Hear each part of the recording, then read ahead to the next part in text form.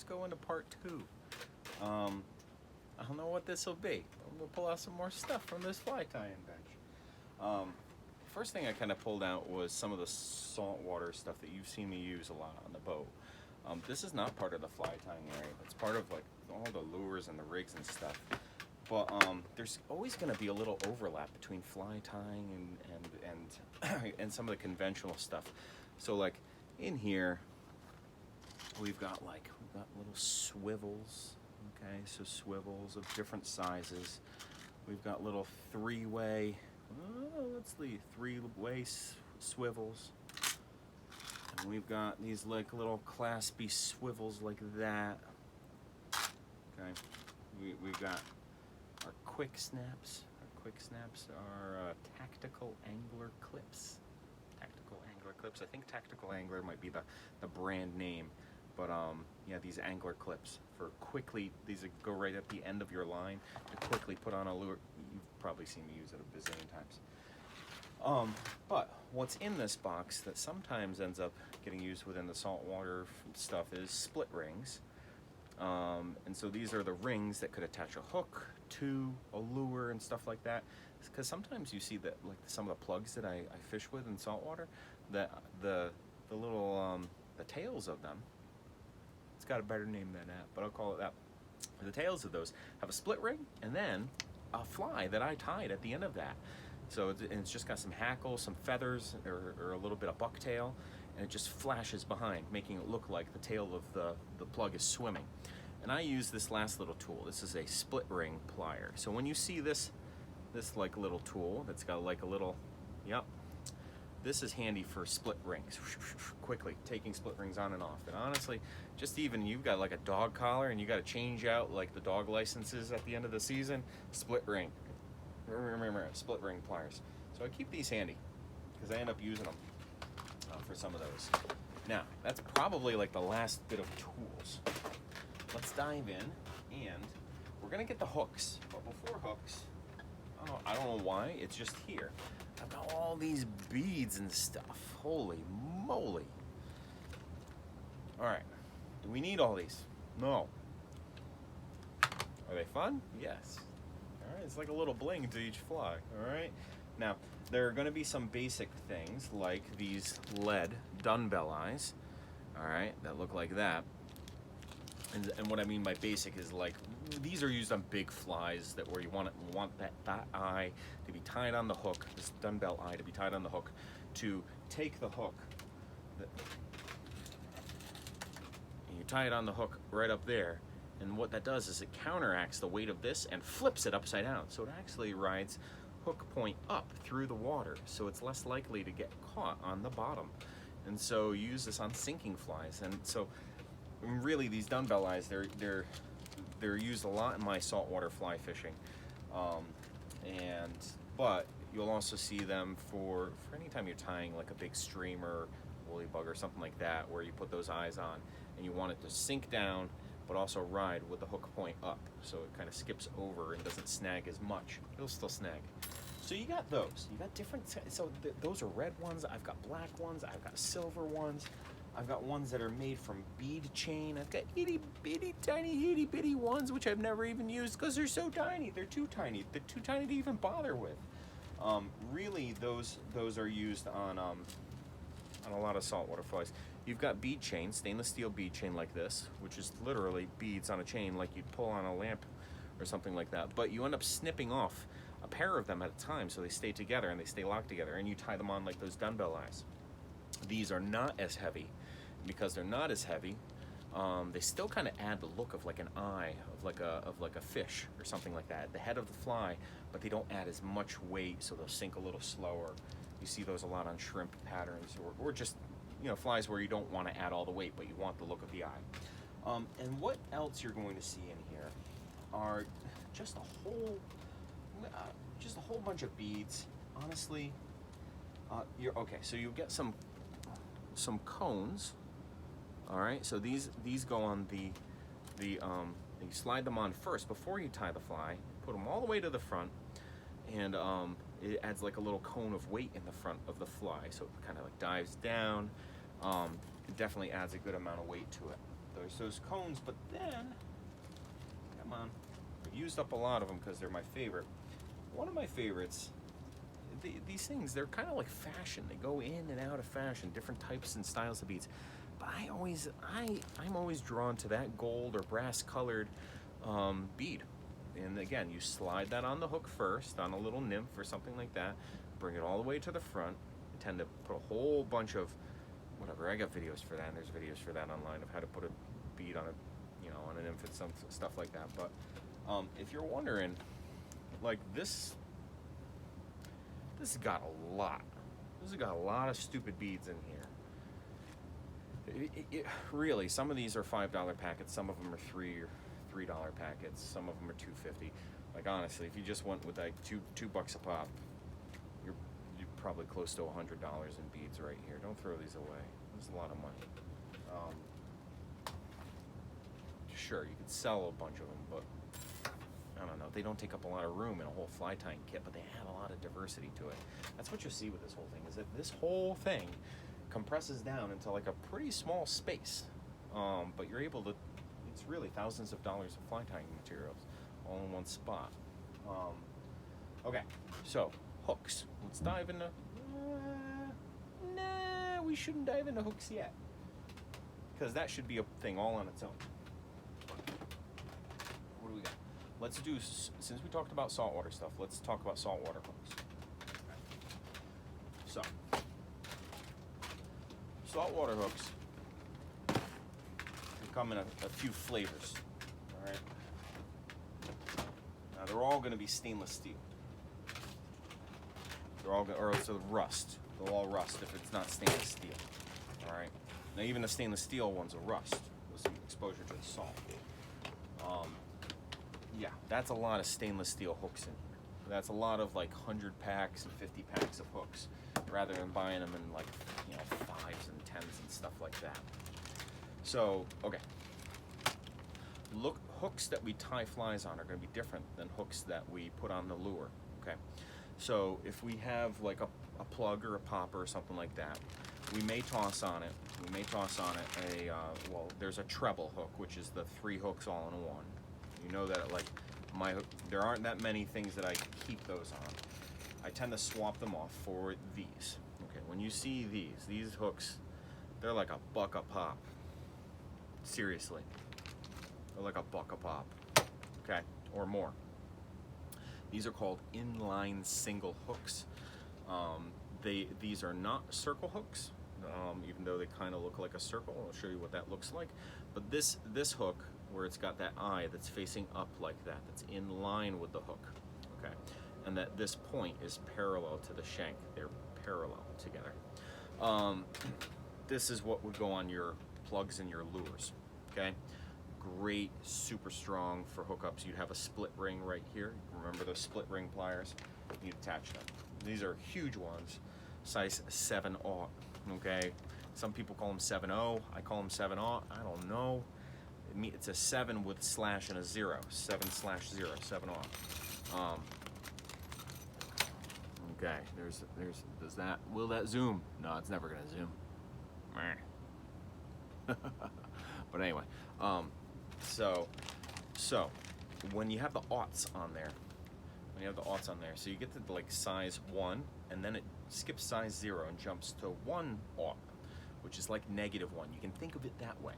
So the further into the negatives, further into the aughts, the larger the hook is, and the higher into the positives you are. So if you're at like a size 22, not a 22/0, but a size 22, that means you've gone past 0. You're into 1s, 2s, 3s, 4s, 5s. There's no aughts in there. It's not like negatives. You're in the positive zone. Once you get to those, a size 12 is going to be much smaller than this size like 4/0. And as you keep going higher, size 22 is going to be like really small, okay? So about the smallest that I ever really bother tying is like a size 20, 22. Have I tied some size 26s and 28s? Yes, but it's not worth it, okay? It's not worth it with what I'm fishing. So let's keep going through saltwater hooks. So we got lots of different sizes of these inline circle hooks, okay? These, inline. Yeah, inline hooks, just inline hooks, okay?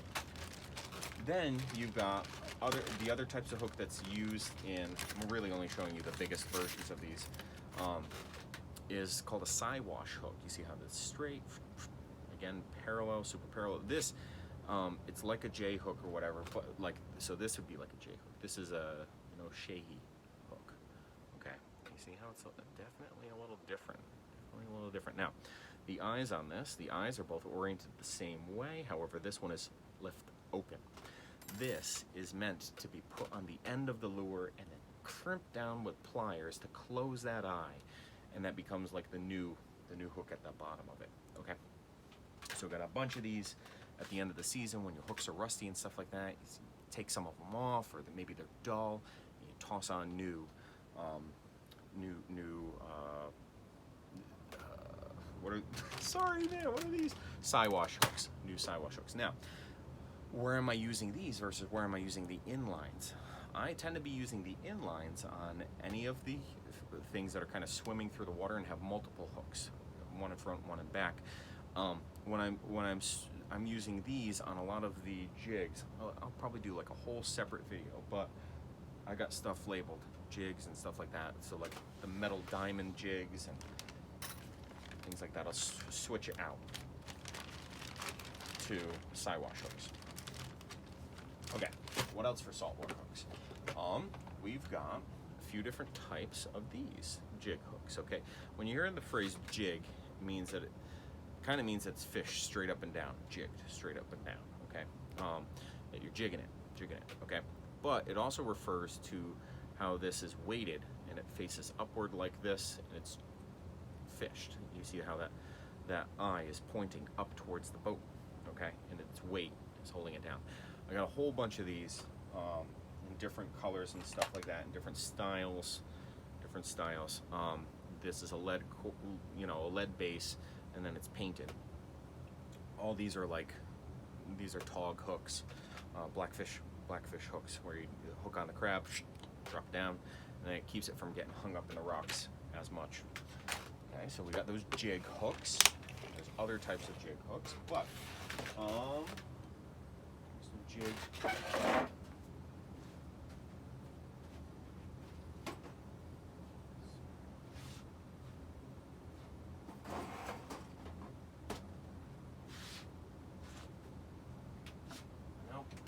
There it is. If I'm going to talk about jig hooks, there's sometimes I'm tying my own bucktails, and I'm tying those on little jig hooks, okay? So sometimes I'll tie a bucktail on one like this. Now this, you could put like a soft plastic worm on it, or a paddle tail or something like that on the end of this. But sometimes I'll tie a bucktail on the end of that. I got my head. Okay, so I've got a lot of like little jigs that I've painted, okay, or unpainted jigs, where you know, this is a little lima bean jig head. Okay, so jig tends to mean with that hook point facing up, towards the top of the water, and it gets jigged along. Okay, and the hook point tends to ride upwards like that, also making it less likely to get hung up in the bottom. Again, lots of like little jig hook sizes and everything there. Okay, now we're still going with saltwater. Okay, so we don't have true circle hooks in here because they're in my fishing bag. Okay, this is an octopus hook. It's a bait hook. Okay, this is an octopus circle, but it's not a true circle hook where the point would be pointing up towards the shaft. That's you just Google it. Hopefully Google's still around in the future. All right. However, there are going to be some times where